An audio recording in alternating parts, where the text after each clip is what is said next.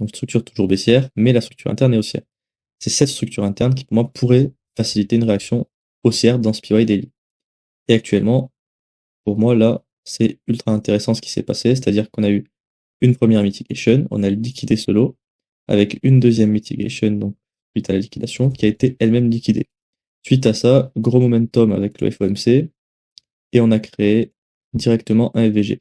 Malheureusement, on arrive un peu tard, le scénario a potentiellement déjà été donné, on va voir sur le M15 n'est pas non plus exceptionnel, mais en tout cas, sur du H4, j'aurais pu vous tracer ici un scénario qui aurait été comme ça, et là, la target, pour moi, la target conservatrice, ça va être cette zone ici, parce qu'on a quand même deux relatives equal high, donc ça fait une zone logique à aller chercher pour le prix.